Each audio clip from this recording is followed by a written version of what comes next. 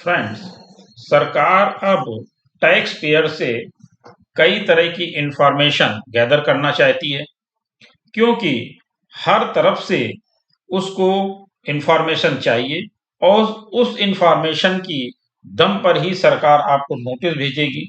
जब नोटिस भेजेगी तो उसके पास इतनी सारी इंफॉर्मेशन होंगी जिसको डिनाई कर पाना आपके लिए बहुत मुश्किल होगा।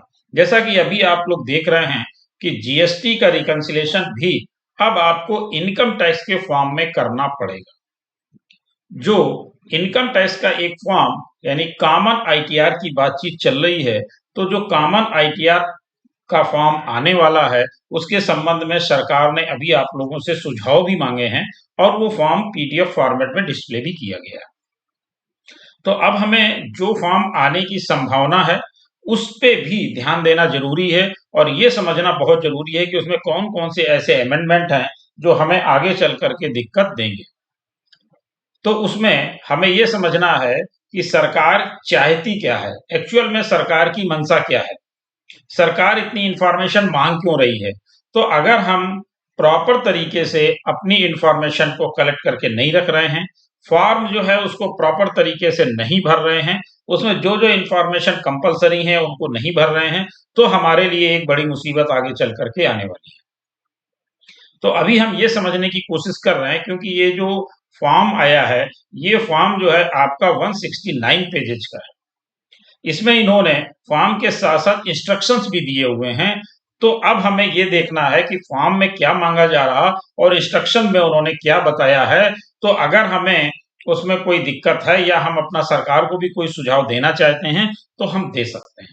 तो आप लोगों से रिक्वेस्ट है कि इस फॉर्म को देखिए, हमारे साथ जुड़े रहिए, जिससे कि हम इस फॉर्म के एक एक टेबल को आपके साथ बात करेंगे, समझेंगे और उसके बाद अगर आपके कोई सुझाव हैं तो कमेंट बॉक्स में आकर के जरूर से जरूर बताइए कि इसमें ये चीजें होनी चाहिए, तो जिससे कि हम लोग भी कोशिश करें कि सरकार को आगे उन चीजों को भेजें और बताने का प्रयास करें। अभी हम लोग एक एक टेबल को डिस्कस करेंगे, छोटी छोटी चीजें पहले डिस्कस करते हैं।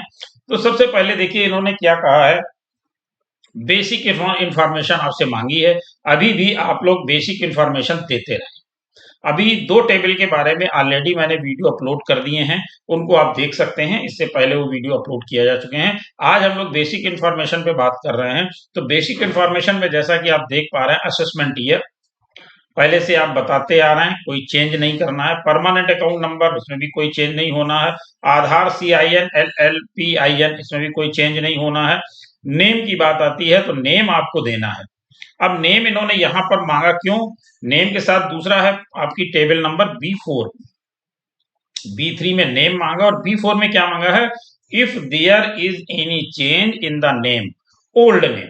तो कहने का मतलब ये हुआ, यहां पर वो मांग रहे नेम जो आपका प्रेजेंट टाइम है, अगर आपका कोई ओल्ड नेम था तो वो भी अब आपको बताना पड़ेगा, पहले आप नहीं बताते थे।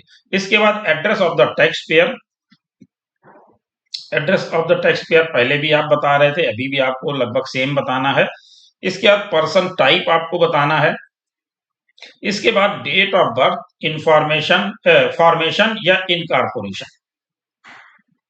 तो इसमें आपको डेट ऑफ बर्थ बतानी है, या जब भी आपने कंपनी को फॉर्मेशन किया है या इनकॉर्पोरेशन किया है उस समय की डेट आपको देनी है, वो पहले भी आप दे रहे थे। अब यहाँ पर नई चीज क्या मांग ली, एक नई चीज मांग ली, date of commencement oblique setting of business if applicable.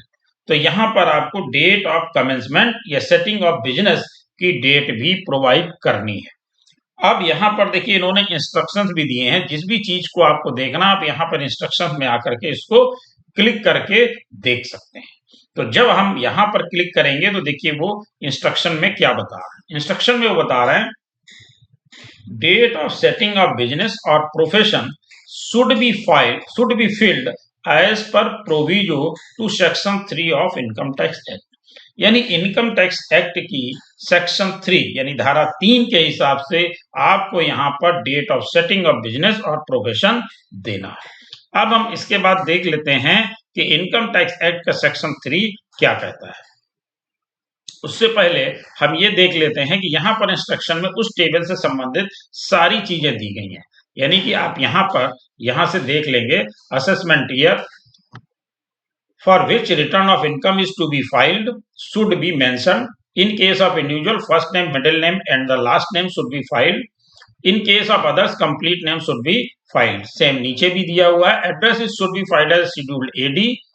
One of the following options should be selected. तो यहाँ पर आपको जो देना है वो इंडिविजुअल है, HUF है, कंपनी है तो कंपनी पब्लिक सेक्टर है, company owned by reserve bank of India.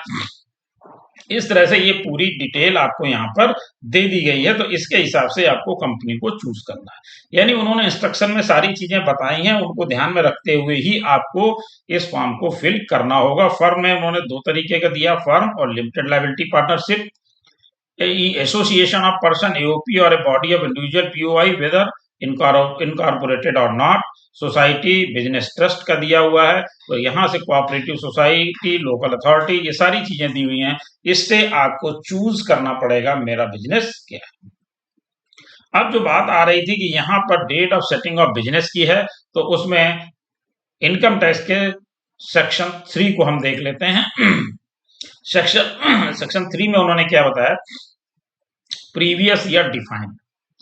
For the purpose of this act, previous year means the financial year immediately preceding the assessment year, provided that in the case of a business or profession newly set up or a source of income newly coming into existence.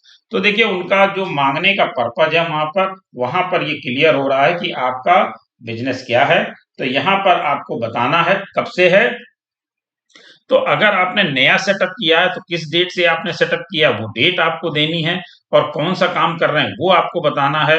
और अगर आपने उसी में कोई addition कर लिया है, यानी नई इनकम आपकी जनरेट हो रही है, तो उसको भी आपको यहाँ पर बताना है.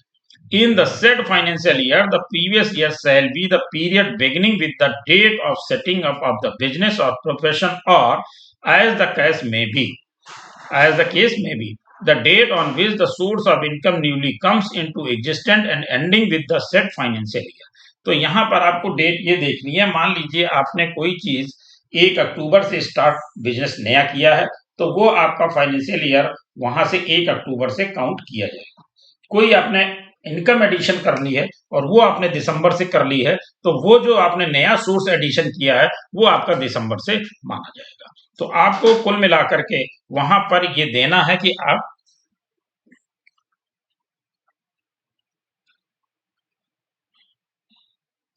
अब हम अपनी पिछली उस पे आ जाते हैं कि यहाँ पर इन्होंने टेबल में क्या कहा था.